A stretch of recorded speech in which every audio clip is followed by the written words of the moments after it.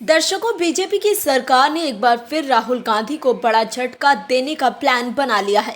एक झटके से राहुल गांधी अब तक उभरे भी नहीं थे कि बीजेपी ने एक और मास्टर स्ट्रोक चल दिया है, जिससे राहुल गांधी की नींद गायब हो गई होगी। दर्शकों, राहुल गांधी लगातार दलित माला जपते रहते हैं। वो हमेशा से ही कहते रहे हैं कि सरकार, खास तौर पर बीजेपी की केंद्र और राज्य सरकारें दलितों और अन्य पिछड़ा वर्ग के लोगों को सही प्रतिनिधित्व नहीं देती हैं। तमाम तरह के आरोप लगाते हैं राहुल गांधी।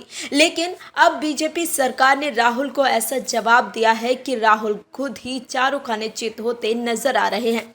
राहुल गांधी का हाल बेहाल है और वो सोच रहे हैं कि महाराष्ट्र सरकार को जवाब कैसे दिया जाए, क्योंकि महाराष्ट्र की सरकार ने राहुल गांधी को उन्हीं की भाषा में जवाब देने का काम किया है। महाराष्ट्र की सिंध सरकार ने राहुल गांधी को बता दिया कि अब वो कैसे भी करके राहुल को महाराष्ट्र से बिहार की माला पहनाकर ही विदा करेंगे। क्या है पूरी खबर, बताते हैं आपको इस रिपोर्ट में।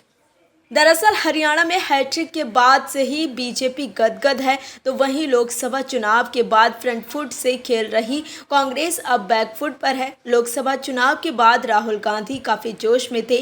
कांग्रेस के नेताओं ने उन्हें कह दिया था कि अब वो प्रधानमंत्री बनने के एक कदम पीछे हैं। लेकिन हरियाणा के चुनावी रिजल्ट ने कांग्रेस और राहुल गांधी की टेंशन बढ़ा दी है। हार के बाद राहुल गांधी के तेवर ढीले पड़ते दिख रहे हैं। वहीं अब महाराष्ट्र को लेकर भी बीजेपी ने वही दांव चल दिया है, जिससे भगवा दल को हरियाणा में जीत मिली है। ऐसे में अब राहुल गांधी महाराष्ट्र में हाथ मलते रह जाएंगे और बीजेपी बाजी मार ले जाएगी। दर्शकों, महाराष्ट्र में इस साल नवंबर में चुनाव होने हैं। ऐसे में बीजेपी ने राहुल गांधी को एक और झटका देने की तैयारी कर ली है। महाराष्ट्र में कांग्रेस, शरद पवार की एनसीपी और उद्धव ठाकरे की शिवसेना के बीच गठबंधन है। लोकसभा चुनाव के नतीजों के बाद महाविकास आघाड़ी गठबंधन का जोश आई था, मगर हरियाणा के नतीजों ने उनके जोश को थोड़ा ठंडा कर दिया है। सबसे अधिक टेंशन में तो कांग्रेस ही है। अब चुनाव से ठीक पहले एनडीए ने ऐसा दांव चला है जिसका जवाब ढूंढना राहुल गांधी, शरद पवार और उद्धव ठाकरे के लिए मुश्किल हो गया है।